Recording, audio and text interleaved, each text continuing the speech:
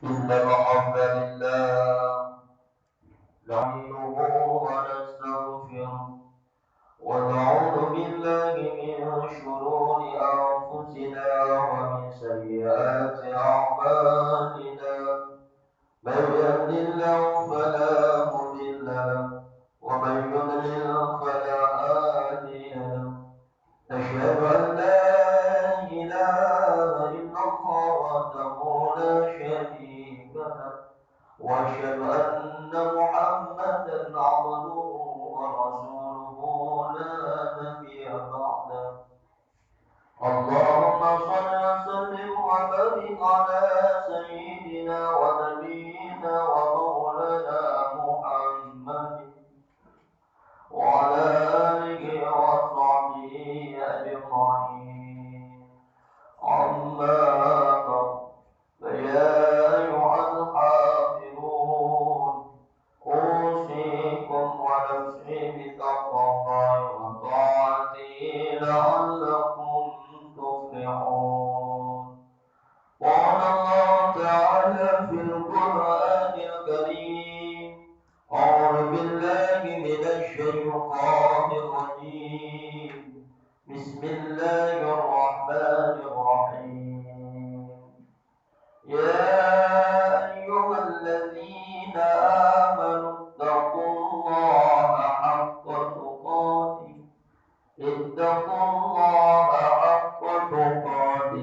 ولا تموتن إلا وأنتم مسلمون وقال رسول الله صلى الله عليه وسلم لا يدخل الجنة من كان في قلبه مثقال ذرة من كبر صدق الله العظيم وصدق رسول النبي الكريم ونحن ذلك من الشاهدين والشاكرين والحمد لله رب العالمين. Hadirin jamaah sidang Jumat, semoga kita semua sama-sama dimuliakan oleh Allah Subhanahu wa taala. Marilah senantiasa kita selalu memanjatkan puja dan puji syukur kita kepada Allah Subhanahu wa taala. Alhamdulillah sampai dengan detik ini Allah masih memberikan kenikmatan kepada kita. Satu di antaranya nikmat yang paling penting ialah nikmat iman, yang mana dengan keimanan ini kita bersama-sama bisa berkumpul di masjid yang kita banggakan ini dalam rangka tunduk kepada Allah Subhanahu wa taala, yakni menjalankan ibadah salat Jumat. Salawat dan salam semoga tercurahkan pada baginda Abu Muhammad sallallahu alaihi wasallam. Semoga kita semua kelak benar-benar diakui oleh baginda Rasulullah sebagai umatnya dan mendapatkan bagian daripada syafaatnya. Allahumma amin ya Allah ya rabbal alamin. Hadirin rahimakumullah, terlebih dahulu khatib berwasiat khusus untuk diri pribadi dan umumnya untuk jamaah sekalian. Mari senantiasa kita bertakwa kepada Allah Subhanahu wa taala. Mungkin dalam satu pekan ini kita amat merasakan lelah, amat merasakan letih dengan berbagai ujian yang Allah hadirkan ke dalam keluarga kita, ke dalam kehidupan kita. Maka dengan momentum khutbah ini, khatib mengajak kepada kita semua, mari kita kuatkan kembali, mari kita bersama-sama tingkatkan lagi kualitas keimanan kita kepada Allah Subhanahu wa taala. Apapun yang menguji kita, berupa ujian baik itu yang menyenangkan ataupun menyedihkan, maka kita tetap senantiasa untuk istiqomah, senantiasa untuk selalu berusaha dekat dengan Allah Subhanahu wa taala. Insyaallah dengan jalan ini, dengan senantiasa melaksanakan perintah-perintah Allah dan menjauhi sampai benar kita meninggalkan semua larangan Allah, maka insyaallah Allah akan hadirkan kepada kita berupa kebahagiaan hidup baik di dunia maupun di akhirat kelak.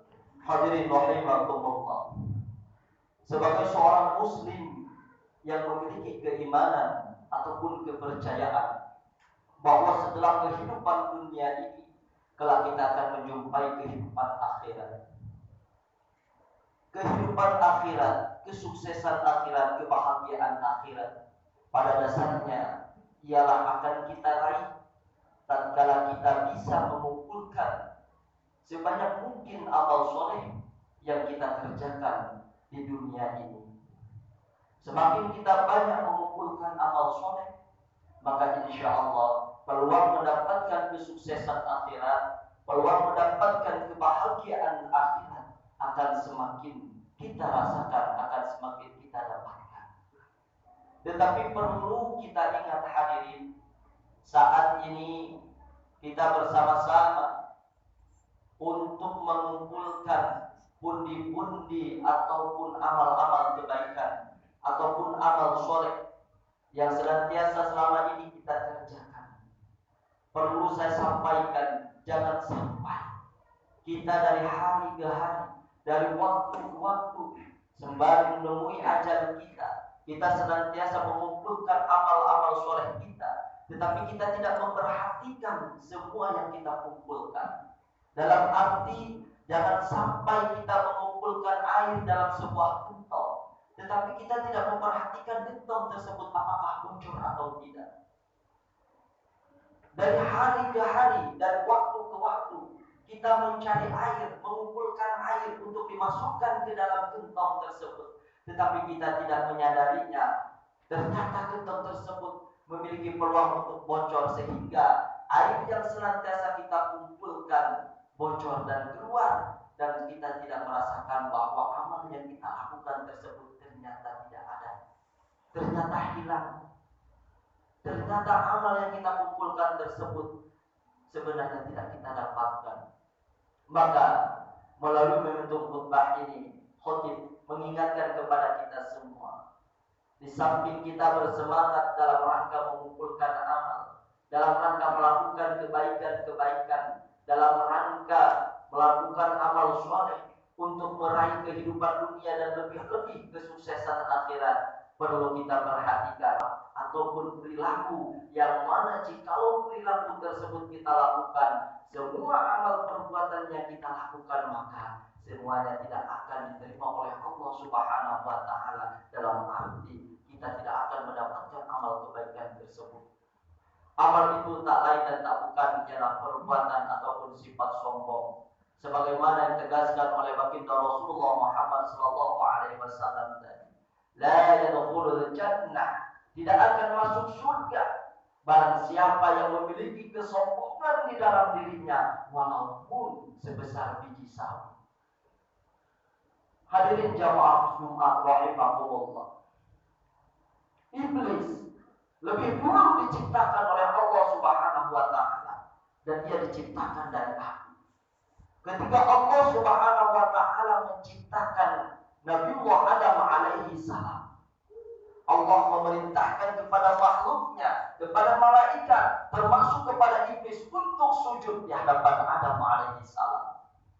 Tetapi dengan sombongnya iblis, ia enggan untuk sujud karena ia merasa bahwa ia telah dulu diciptakan, dan ia merasa bahwa ia dibuat dari api lebih mulia daripada Adam alaihissalam yang diciptakan dari tanah. Maka dengan kesombongannya tersebut, iblis dilaknat oleh Allah Subhanahu wa Ta'ala, dikeluarkan dari surganya Allah Subhanahu wa Ta'ala. Hadirin jamaah sidang Jumat yang dimuliakan Allah, Allah Subhanahu wa Ta'ala lebih mencintai orang yang senantiasa walaupun ia mengerjakan 1000 keburukan, 1000 kemaksiatan, tetapi di akhir hayatnya ia senantiasa benar-benar bertaubat kepada Allah Subhanahu wa Ta'ala, meminta ampun dengan sebenar-benarnya ampun kepada Allah Subhanahu wa Ta'ala. Dia lebih dicintai daripada seorang ahli ibadah, tetapi ibadahnya tersebut dijadikan sebagai kesombongan. Sholatnya, tahajudnya, tilawah Qur'annya, sedekahnya, dan amalan-amalan lainnya ia lakukan bukan karena Allah, melainkan dia membanggakan dirinya, melainkan dengan kesombongannya.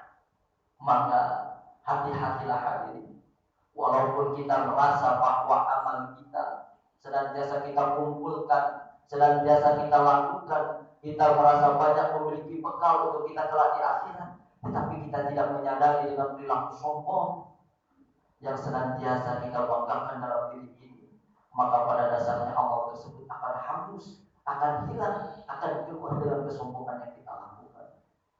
Hadirin jamaah sidang Jumat yang dimuliakan Allah.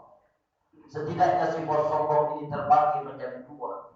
Yang pertama, sombong atas daripada perintah Allah Subhanahu wa taala, yakni kita menentang ajaran dari Allah Subhanahu wa taala.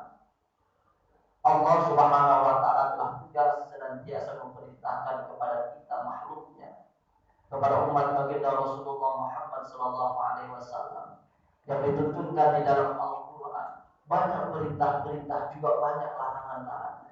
Allah Subhanahu wa taala tidak mungkin melarang sesuatu jikalau di dalamnya tidak ada keburukan. Allah Subhanahu wa taala tidak mungkin memerintahkan kepada kita jikalau di dalamnya tidak ada kebaikan untuk diri kita. Allah Subhanahu wa taala Maha Penyayang. Tetapi terkadang kita dengan kesombongannya, kita enggan melaksanakan perintah-perintah Allah Subhanahu wa taala. Maka hati-hatilah yang pertama, kita sombong akan perintah Allah Subhanahu wa taala.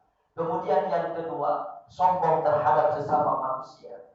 Terkadang kita sering melihat saudara-saudara kita dengan ilmu kita, dengan jabatan kita, dengan kedudukan kita, dengan kemuliaan kita, menganggap saudara-saudara kita yang lain tidak ada apa-apa. Menganggap saudara-saudara yang lain di bawah kita. Padahal Allah Subhanahu wa taala tidak memandang harta, tidak memandang jabatannya, tidak memandang kedudukannya, tidak memandang ilmunya, tetapi yang Allah pandang ialah ketakwaannya di sisi Allah Subhanahu wa taala. Maka hati-hatilah hadirin, sifat sombong terhadap manusia juga akan menjadikan amal-amal soleh yang senantiasa kita kumpulkan akan hangus. Maka sia-sialah kehidupan kita dengan perilaku kesombongan kita. Semoga kita terhindar dari perilaku sombong, dan semoga Allah Subhanahu wa taala memberikan kekuatan kepada kita untuk senantiasa istiqomah di dalam rangka taat dan patuh kepadanya, baik itu untuk urusan dunia maupun urusan akhirat. Semoga Allah Subhanahu wa taala membahagiakan kita, memberikan keselamatan kepada kita, memberikan keberkahan kepada kita baik di dunia maupun di akhirat. Allahumma amin ya Allah ya rabbal alamin. Barakallahu li wa lakum fil Qur'an